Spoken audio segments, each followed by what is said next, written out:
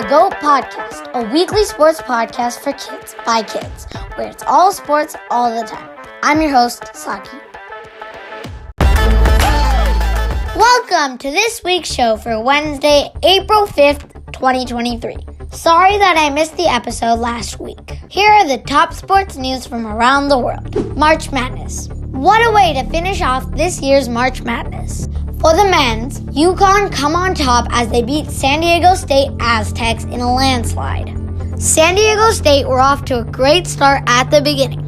They were shutting down UConn's offense, but then, later in the game, they weren't converting their layups and jump shots, and that slowed them down. Their defense also broke down and got tired by halftime. Then, the UConn Huskies just wanted it more, and they deserved it. This is UConn's fifth school victory, and it was a good one over the Aztecs. On the women's side, LSU comes on top of Iowa by a huge margin. This was LSU's very first win in its program's history. At the end of the game, Angel Reese of LSU made the John Cena "You Can't See Me" hand motion to Caitlin Clark of Iowa. Caitlin Clark later said that all the credit in the world to LSU. They played tremendous. They made a lot of their tough shots. During the first half, Angel Reese was benched because she had 3 fouls. But that didn't matter because Jasmine Clark came out in beast mode in the first half with 21 points and a 3 at the buzzer. Coming back to cricket. The IPL has started and lots of teams are off to a very good start. The Gujarat Titans want to defend their title from last year and are doing really good to achieve that goal. They are 2-0 and at the top of the table after their win against the Chennai Super Kings and the Delhi Capitals. The Rajasthan Royals lost to the Punjab Kings today after a breakdown bowling and an amazing batting by the Punjab Kings. The Rajasthan Royals' death bowling was amazing because the score prediction at about the 10th over was over 200 runs, but the Rajasthan Royals bowlers kept it down to 197 for 4. The batting for the Rajasthan Royals was pretty good too. Sanju Samson, the captain, scored the most runs with 42. And the second best was Shimron Hetmeyer with his outstanding 36 runs off just 18 balls.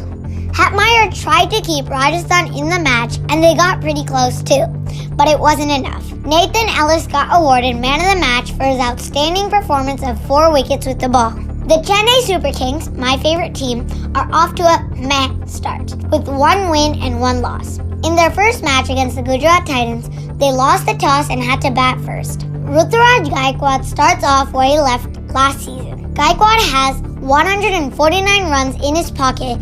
He is now the orange cap holder. Speaking of the Gujarat Titans, Kane Williamson injured his right knee during the first match of the IPL season against the Chennai Super Kings. Later, doctors and physical trainers found out that Williamson had ruptured his anterior cruciate ligament and will undergo surgery in about 3 weeks. We have added soccer back in a special request to talk about MLS. The Seattle Sounders are second in MLS. They are doing excellent, and if they keep this up, they might be a contender for the MLS Cup Finals. Jordan Morris of the Seattle Sounders scored 4 goals in a dominant victory over the Sporting Kansas City. Then, in the next match, Jordan Morris scored again to back up his previous 4 with another one against the LA Galaxy. FC Cincinnati stand at the top of the East standings with 4 wins and 2 draws and 0 losses. FC Cincinnati blew out San Jose Earthquakes 6-0. At the very bottom of the West standings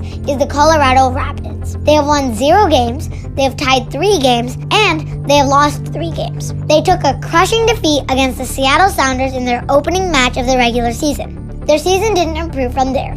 They just lost or tied every game. St. Louis City SC are looking to stay at the top of the West standings and to keep their undefeated record. They play the Seattle Sounders this Saturday, and if they lose, they have a good chance of dropping down to second. Because with the form that Jordan Morris has been in, it's going to be pretty hard to stop them. Next is the Go to the Week, where we look at the greatest of all time in sports. We have always looked at individual players, but this time we are going to learn about an outstanding, groundbreaking coach of women's basketball. See Vivian Stringer.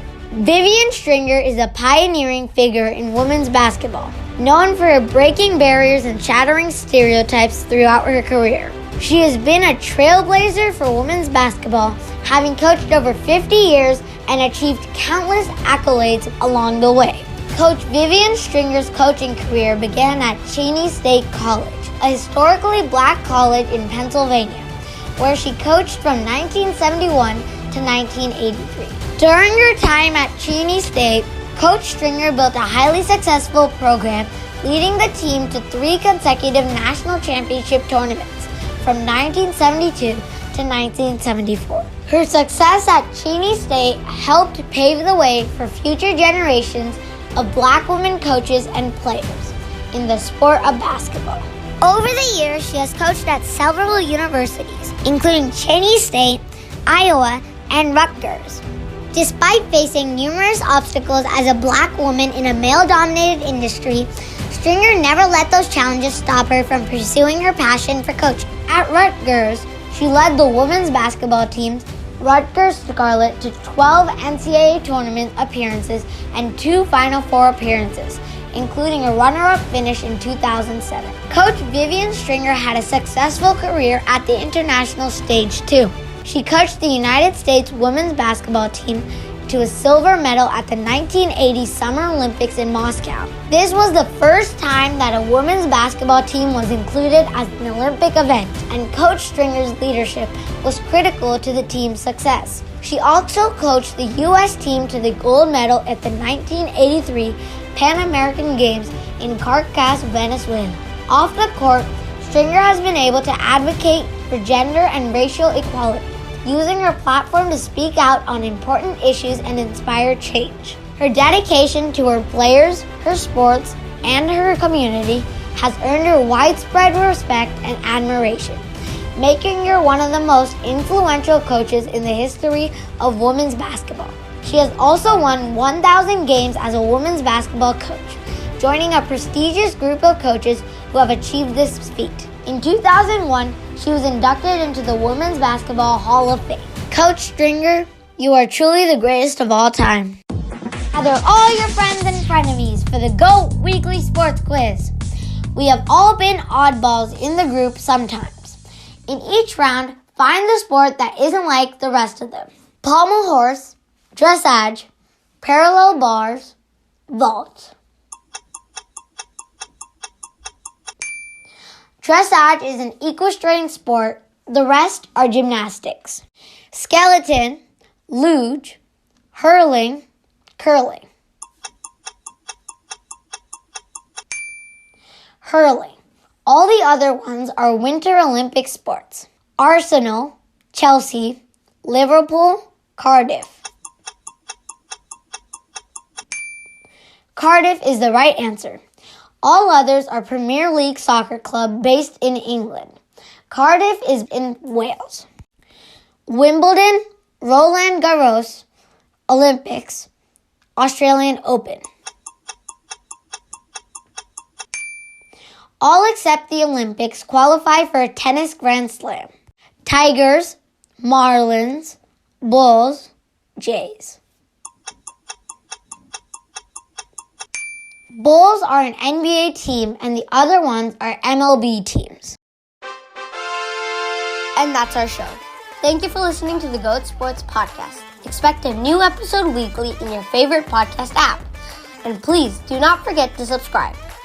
Do leave your comments and ratings for our show.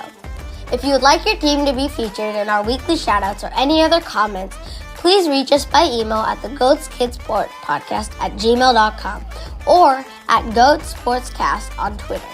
Please visit the GoatSportspodcast.com for show notes. See you next time.